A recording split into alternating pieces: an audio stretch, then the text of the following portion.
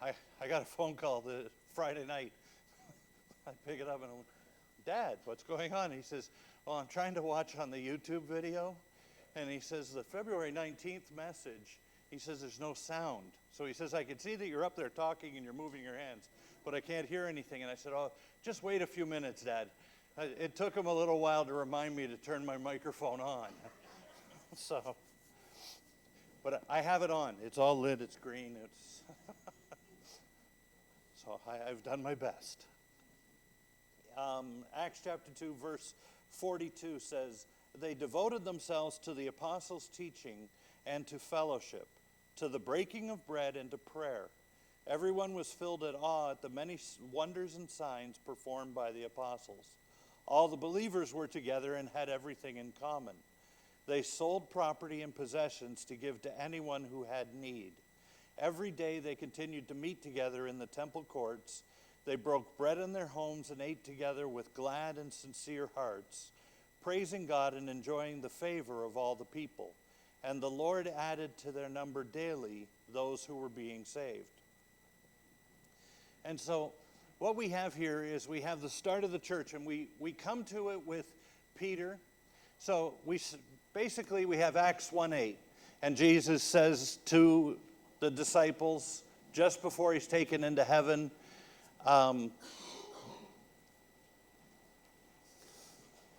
but you will receive the Holy Spirit and power. See, it's one of those ones that every other day you can say it, you got it, you know it, and then you get up in front of people and you can't say it and you don't know it. But you will receive power when the Holy Spirit comes on you, and you will be my witnesses in Jerusalem and in all Judea and Samaria and to the ends of the earth. And so that's Jesus' last instructions as he's taken up to heaven. And so the apostles have spent 40 days with Jesus. They've spent all this time where he's appeared to multiple people throughout. So they're now left with this last charge. And so they go, 120 of them, go back into Jerusalem. They gather in an upper room, and they begin to seek the Lord. While they're there, Peter preaches a little sermon. He's come back from his denial of Christ. He preaches a small sermon, and they elect Matthias.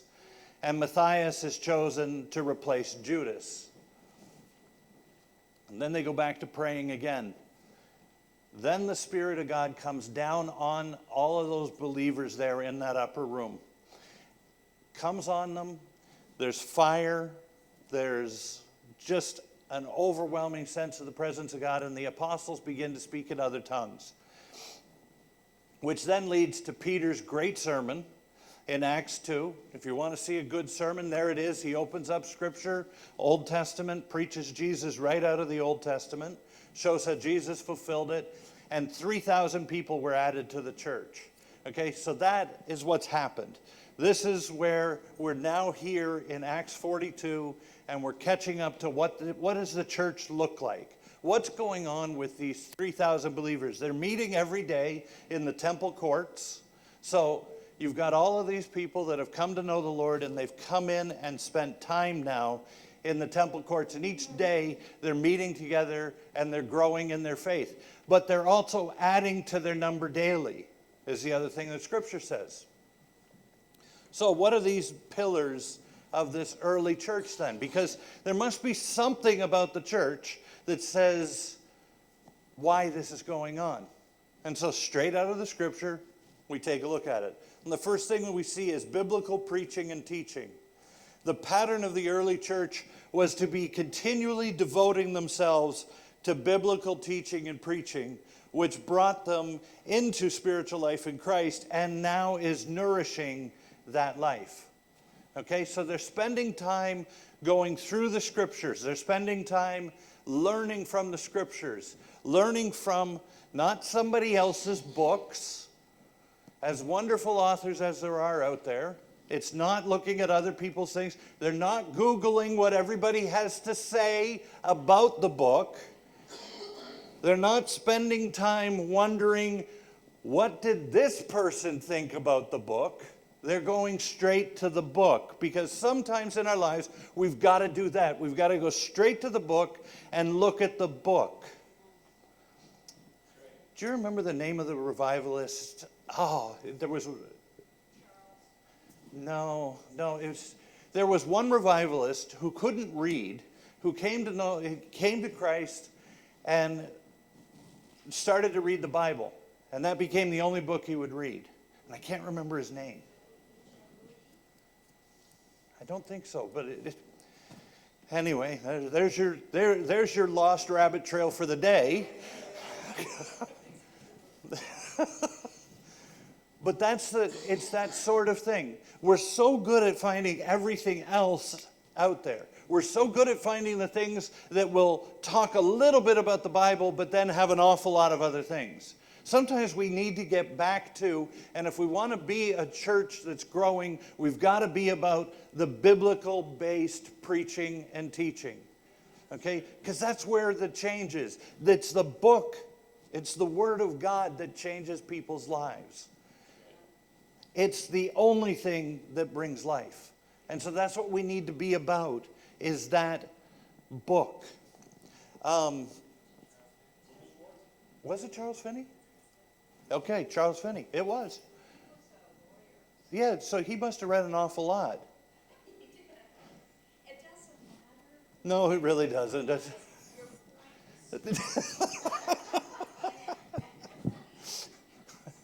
And this is why ADD doesn't work so good at some points.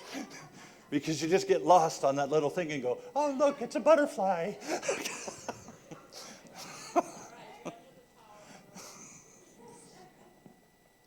In an issue of Glass Widow, a contributor recalls this letter that was sent in. Dear sir, it seems ministers feel their sermons are very important and spend a great deal of time preparing them. I have been attending church quite regularly for 30 years, and I've probably heard 3,000 of them. To my consternation, I discovered I cannot remember a single sermon. I wonder if a minister's time might be more profitably spent on something else. Which naturally led to a series of other letters that all came in. It lasted for a few weeks until it was finally culminated with this last letter.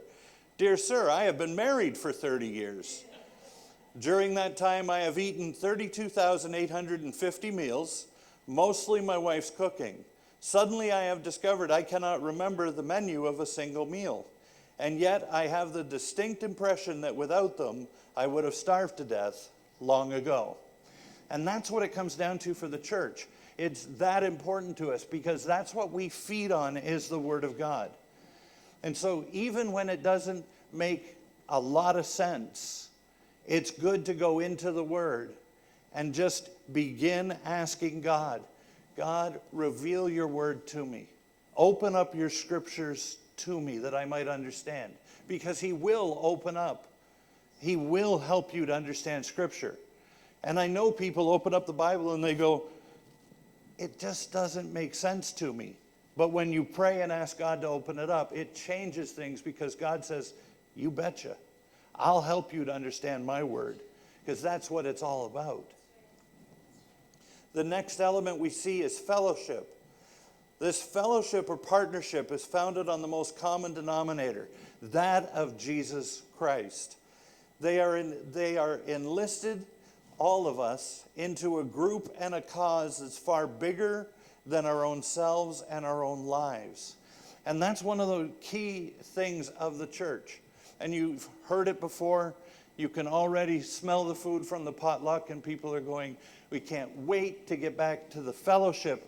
But it's even more than that because it's where we gain strength. It's where we gain renewal. It's where we the words want to come out, but the tongue is in the way today. But it's that idea that when we come together and we fellowship at church, it helps us to remember we're not in it alone. It's not just you. It's you plus all the people around you. Because for just about everybody in here, when you go out of here, You're not going to places where you're going into work and they're going, it's wonderful that you're a Christian. In fact, for most places you walk in, that's the last thing they want to know. And so when we come together here as body of believers of Cambridge Christian Fellowship, we come together and we renew that strength inside so that we go, we're not in this alone. Stories told of a young lady, Linda, who was traveling along the rutted and rugged highway from Alberta to the Yukon. So for those of you not familiar with geography, we're now talking much further north. Okay? We're talking the northern end of Alberta, which I did get a phone call from a church up there. And all I remember, this was a number of years ago, but I looked it up, and it was 3 hours from Edmonton. And I went, I think the Lord will have to appear in a burning bush for me to know that I need to go 3 hours north of Edmonton. But this young lady decided to take that trip, and she's in a Honda Civic. And the thing that you need to understand about any northern roads like that, we think we're up north, but we're not. We are so not up north. When you go up to places like north of Edmonton, the Yukon, those sort of places that literally you can see the end of the world just from there. And so here she is in a place where 4x4s are the thing that usually you would follow, and she's in a little Honda Civic. And she heads out on this trip and decides that she's going to do it. And the first day, she manages to get almost to the summit of a mountain. And so she pulls into a little motel, and she asks the proprietor for a wake-up call for 5 a.m. And he looks a little shocked at wanting a wake-up call at 5 a.m., but she doesn't think anything of it, figuring, well, just whatever. 5 a.m. comes, and she opens up the curtains, and the clouds have formed a fog that have inhabited the top of this mountain. But she figures, okay, well, doesn't matter. I'm going to make a brave go of it. She goes down into the dining room for breakfast. 2 truckers are sitting there talking, eating their breakfast, small little place, so they invite her to join them. And they say, so what are you doing up here? And she says, oh, well, I'm going to the Yukon. And so the truckers go, in that little Honda Civic, you're going to the Yukon? She says, yeah. And they're perplexed, but they say, well, you're never going to make it in that car unless we hug you. And so, of course, Linda being she goes, you're not going to touch me. And she says, no, not hug physically, unless we put our rig in front, one rig in front, one rig in back, and then you can follow, and you'll have the lights to guide you in the front, and you'll have the weight of the truck behind you to keep you from getting blown off or sidetracked on the road. And so that's what they end up doing, is hugging her all the way through those mountain passes so that she could get somewhere safely. And that's what that fellowship aspect is for us here. It's coming in and just being hugged, or having people around that you're able to talk to that have been through things that you haven't been through, that have seen God be faithful in places that they haven't necessarily gone through. Because each one of us is then able to spend time with other Christians and go, okay, I can be encouraged. I can make it. It's not the end of the road for me. And that's that aspect of fellowship here for us, which then leads to Christ-centered worship. Breaking of bread in the early church was a way of referring to the Lord's Supper. You'll notice we'll be having the Lord's Supper this morning. We're going to be breaking bread together. Why do we do this? Because this helps to remind us that we're only here temporarily, that Christ's return is imminent, that he is on his way back to get us, and we only take communion until he returns. And then we go to the marriage supper of the Lamb up in heaven. And this is that great encouragement. So we come in and we break bread together and remember that we have the supernatural power of God on our side, that his Spirit is guiding and leading us, that he is empowering us. which then brings us to fervent prayer. Immediately the church is birthed. Just as with a newborn child spontaneously beginning to breathe and inhale oxygen, so the new church reflexively begins to pray. It's a fundamental part of the church. We've seen it over the years here. You've seen it just in what God is doing. We come together, we pray, and we see God work in mighty and miraculous ways. Why? Because He's God. I came across this illustration. On November 14th, 1983, two American students named David and Ray teamed up to pray for the 40,000 Tira people in Africa. The large group had no Bible in their native tongue. 2.5 years later, other Christians, Jerry and Jan, joined them in praying daily for the Tira. Then in March 1990, Jan and Mary Jane wrote to the Bibleist People's Prayer Project of Wycliffe Bible translators asking for the name of a Bibleist people to pray for. And they too began praying. In August 1990, we heard that Avanji, a young Tira man, was beginning to translate the Bible. Great news. We wrote telling him of those praying and how he was an answer to their prayers. I'm grateful, Avanji wrote back. I have never known that there are teams praying for the Tira people. It's wonderful news to me. The same year and month when David and Ray started praying, I got saved. When Jerry and Jan began praying, I was accepted for theological studies. And now I have finished. Jan and Mary Jane can praise the Lord with me too. In March 1990, a miracle happened, and I met a man, a Wycliffe translator, who was able to arrange for me to study biblical translation principles and linguistics. God did another miracle. Many young Tira have become Christians. Today, 7 years after David and Ray began praying in faith, the Bible was then being translated for 40,000 people. Now, one of the things we need to take from that is 1983 was when they started praying. The people that were praying, didn't know that this young man was saved the same month that they began praying. But God was working, answering their prayers. And as more people came on board, God was answering more prayers. But sometimes it takes 7 years, sometimes it takes 20 years for you to see the culmination of those prayers. But you can rest assured that God is always answering those prayers, that God is moving immediately when people are praying. We just may not get to hear about it for a number of years, but it's a mark of church that we pray. Which then leads us into, we've got the pillars, so we've established the 4 pillars, but what's the pulse? What's that heartbeat of the church? The pulse of the church on fire, fundamental first one, is spiritually dynamic. In verse 43, though some of the wonders and signs were unique, every church on fire is marked by a sense of awe and wonder at what the Lord is doing. Everybody remember the Beverly Hillbillies?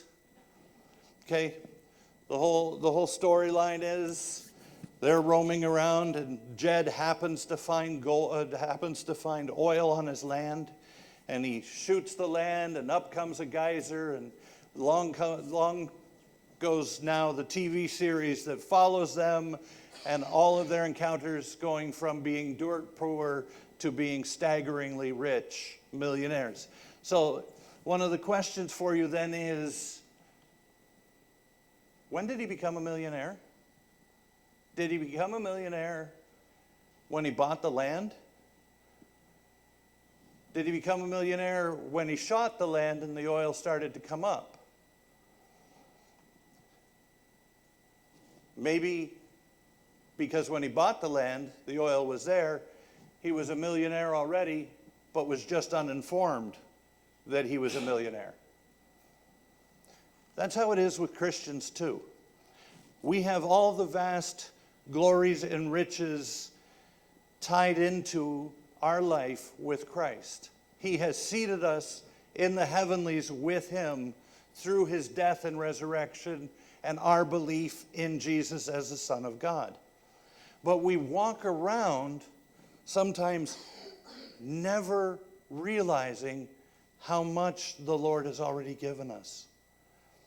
The fact that we have the ability for answered prayer, to see God answer prayer and do amazing things. That we are empowered with His grace and gospel. That we can pray for people who are sick and expect them to be healed. For God to work supernaturally in people's lives. But we've got to get out of the place where we're roaming around like Jed, not knowing the great riches and inheritance that we already have in Christ. It's a huge difference. It's what changes life from being boring and humdrum to being, wow, God, I can't believe the things you're doing. Do you realize that no matter where you go, you can expect for God to give you the wisdom for the situation as you walk into it? That you can walk into situations where there can be a group of academics that have studied all their life, but you don't need to worry about that because you simply need to be walking along with Christ. And if He brings you into that situation, He'll give you the words, He'll give you the wisdom to be able to declare the things that need to be declared simply by being there.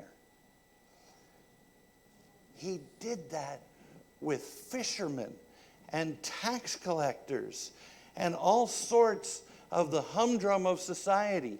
Jesus went and brought all of those people who had no pedigree. There wasn't anything in that group of guys that anybody looked at and went, wow, would you ever make a great apostle? Except for the fact that Jesus said, come and follow me, and they did. And so when we follow the Lord, you don't have to worry about the situation that you're in. You don't have to panic about having the right thoughts or the right things or being able to declare the truths the way that the academics say that you have to. Because none of that matters. What matters is simply bringing His presence into a situation. That's why when you go and you visit somebody in the hospital and you reach down to pray for them before you leave, you can expect God to do great things.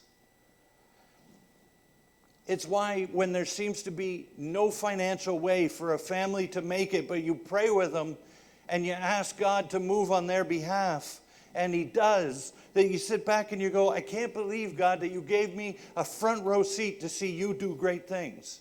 Because it's all about God and not about us.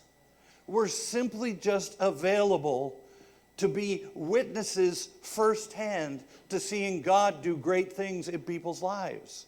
And God continues to do that. Another part of the pulse is not only spiritually dynamic, but sacrificial giving. Now, get this. All, not some, gave sacrificially. They naturally sold their property to meet the needs of other Christians. That gets tricky because people go, one of the things I love about our church, you notice we don't take an offering. Okay, it's at the back so that people that are regular attenders can go and they can put their tithes in. But you don't take an offering in the middle of service where all of a sudden the plate's being passed from the front and it's slowly building up a psychological barrier as it goes around where it's guilting people into giving. Because the Lord said He loves a cheerful giver. There is nothing that we do with an offering plate that God hasn't already handled because He owns everything. He gives us that opportunity to participate with Him in His kingdom. But it's nice when you're not having that pressure when you're in a service to say, oh, I've got to give. Oh man, here comes that part of the service where somebody's going to get up and they're going to take an offering. And let me tell you, I have taken more offerings in more places. I go back to the Bible college where I worked, and it just becomes, hey, you want to take an offering for us? No, I really don't. I wanted to come for a service. But it's one of those things that people do. I love the fact that it's at the back, so that people that are regular attenders, they can put it in. But if you're here visiting, you don't have to worry about it. You're not faced with that, because that's not your responsibility. It becomes part of our responsibility as we grow in Christ and as we're then there and able to participate. But you cannot outgive God. God takes our time, our energy, our talents, our money, whatever we put in his hands, and he invests that. He does what God only can do, which is multiply it and have it work in so many situations. But it's his. And we're participating sacrificially in that. And that was a mark of the early church. Everybody gave. It was just part of it. And that's what you come to expect, is that God will make a way even where there seems to be no way. Now, one of the coolest things is we have the online giving again. It went down for a couple weeks. Most frustrating thing when the website goes down and you haven't quite figured out how to make that little thing work, but it's working again. And those are things that become really good, because then you're just able to give and you don't have to worry about it. You don't have to think, oh, I got to remember to put it in the plate. Because you've all received a letter from me, of course, right? No, because I can write letters, but there's something that happens to me when I go and put it into an envelope. I can even get it in an envelope and have a stamp on it. But I can't get it to the mailbox. There's something that just happens. I don't know why. It's the weirdest thing. That's why I like little things that make things easier. Like when you have a plate or online giving. Because online giving is super easy. You get paid and you're able to go in, first 10%. There you go. Did it, God? We're good. But the thing that you'll notice when you take a look at the early church, it wasn't just that.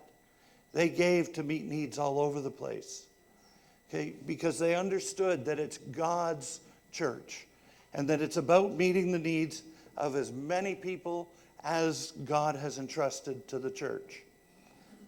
That's one of the marks of the pulse of the early church. The next thing you see is single-minded unity.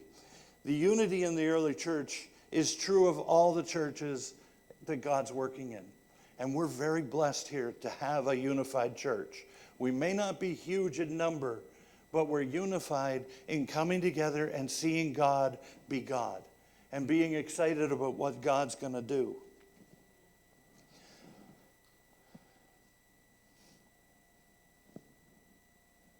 When God brings a church together like that, and he allows us to work together, there's nothing that can stop us.